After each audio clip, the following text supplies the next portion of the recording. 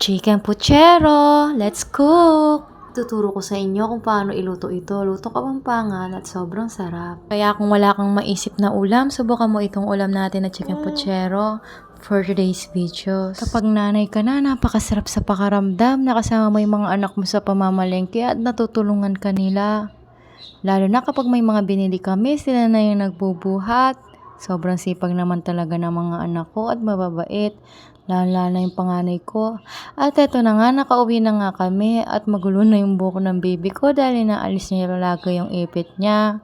At syempre for today's video, di pa kami nakapaglinis dyan dahil sobrang aga namin gumising at inuna na muna namin itong pamamalengke namin. Tara, mag-umpisa na tayo sa ating lulutuin.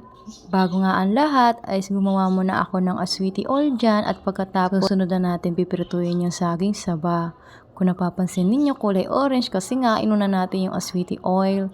Pagkatapos niyan, yung mga manok na nalininis natin at binalawan natin ng mabuti, isipipirituin muna natin ng walang mantika yan. Yes, nilagay ko nga pala yan na walang mantika. Patutuyin lang natin yan hanggang sa magkulay brown at iset aside na natin yan. Tapos nating iset aside yan ay pwede na tayo mag-start sa ating pagluluto. Syempre, unahin natin yung bawang sibuyas at magigisa na muna tayo. Ito nga pala yung aswiti oil na ginawa ko kanina. Igisa na natin yung bawang at isunod na natin yung sibuyas. Ito nga palang ginagamit kong pangluto ay non-stick pala yan ang bibili sa akin TikTok shop. Sobrang mura lang at maganda siyang gamitin panluto, hindi dumidikit. At pagkatapos lagay na natin yung manok. Kaya kung mahilig ka rin magluto kagaya ko at nag-aarap ka ng magandang lutuan, non-stick, bumisita lang kayo sa akin TikTok shop. Napakamura lang yan at magandang gamitin. Available yan sa ating TikTok shop. Pagkatapos nga natin ilagay yung ating manok, pwede na natin isunod yung ating tubig. 3 baso nga palang nilagay kong tubig dyan. At pagkatapos niyan, lagay na natin yung ibang ingredients dyan. Kapag nanay ka na, dapat marunong ka talagang magluto. Pwede na natin ilagay yung patis. Lagay na din natin yung pamintang durog. Napakadali lang talaga magluto kung gugustuhin natin.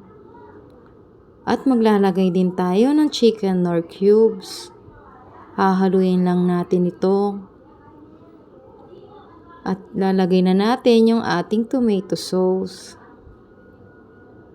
Haluin lang ng mabuti yan at tatakpan muna natin yan at palalambutan natin yan bago natin ilagay yung ibang ingredients. At pagka-open nga natin ng takip ay haluin lang natin at pwede na natin ilagay yung ibang ingredients gaya ng patatas, carrots, at yung saging saba na pinrito natin kanina. Haluin lang natin ng mabuti yan. At ayan, pagkatapos natin haluin yan, nalagay na natin yung red pepper at yung beans. Takpan lang natin siya at palambutan. Kapag malambot na, alisin na natin yung ating takip at halu-haluin lang yan. Pwede na natin isunod yung ibang ingredients pa dyan. Maglalagay pala tayo ng pork and beans dyan na pampasarap sa ating niluluto. Dahil yan ang magdadala sa ating chicken puchero. At pwede ko na nga ilagay yung ating pechay. Tatakpan ko lang yan at palalambutin ng very slight. At pag open nga, pwede na nating isunod yung ating repolyo. Inayos ko lang ng very slight at isusunod na natin yung repolyo. At yung repolyo naman is napakadali lang lutuin at palalambutin. At pagkaayos ko nga dyan, syempre tatakpan natin yan. Tayong mga mamis talagang hindi mawawala talaga yung obligasyon natin at tayong mga mamis lang ang walang day off. At malapit na nga maluto yung ating niluluto at ready to serve na rin ito. Napakasarap nito kaya subukan nyo na. Tinakpan ko nga lang siya para maluto nga yung repolyo na nilagay ko. At ayan, magsasandok na ako para makakain na kami. Excited na nga akong kainin yan dahil alam ko nang masarap. Hindi siya maalat at sakto lang at napakasarap talaga niya, parang pangandaan na talaga. Salamat sa panunood at paki-share na rin yung aking video. At sana may natutunan kayo. Kainan na!